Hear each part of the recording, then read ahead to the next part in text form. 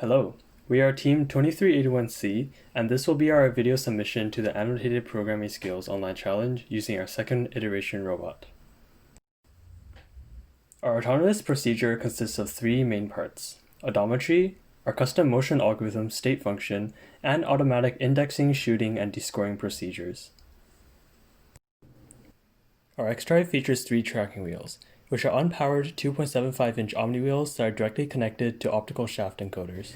By converting ticks counted by the encoders to inches, we can know how many inches each tracking wheel has traversed. These values are then leveraged in the position tracking class containing our odometry code, which returns the robot's position relative to its initial position. Consider the following arc motion. The change in robot heading is equal to the angle of the motion arc, which can be proven using similar triangles. The arc tracked by the tracking center can then be expressed by the distances that the left and right tracking wheels traveled using the arc length formula. Next, substitution is used to arrive at an expression for the change in robot heading.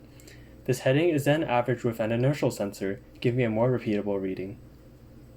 To model the x and y displacements, we consider a motion similar to the previous, driving in an arc while slipping towards its left. On a local coordinate axis, the chord length formula is used to express chords ON and MN, the y and x displacements respectively. These local displacements are then converted back onto the global coordinate system using right-angle trigonometry, completing the odometry procedure. Armed with odometry, our team mathematically derived the essence of our autonomous, a state function governing the motion of a holonomic chassis. The first step was to model the errors, which is defined as the target position minus the current position. Hence, the error in the robot heading is calculated by subtracting the target heading of the current heading reported by odometry. Then, using the current robot position given by odometry, we define two lines, NT and TM, which intersect perpendicularly. The point of intersection of these two lines can be found by solving the system of equations.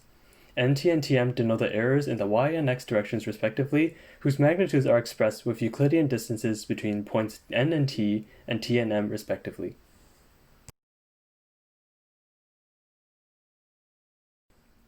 However, we do not know the direction of those magnitudes of errors, as Euclidean distances are positive.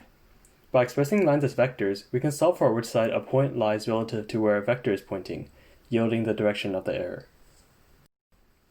These errors were then corrected by using a PID loop for each error.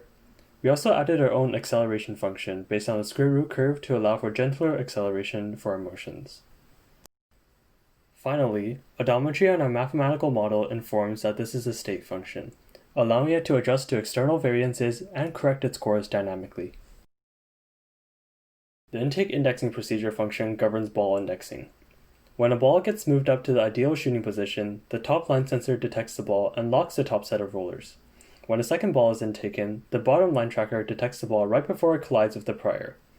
Finally, if both line trackers detect balls, the conveyors remain static, and the third ball is contained between the intakes, allowing the robot to always leverage its 3-ball capacity. Other functions are macros that perform tasks that they are named after, allowing for easy adjustments to robot motions by simply tweaking function arguments. All of this combined formulates our programming skills, exhibiting consistent performance at all virtual skills competitions we attended so far. Now, we present our 120-point programming skills routine.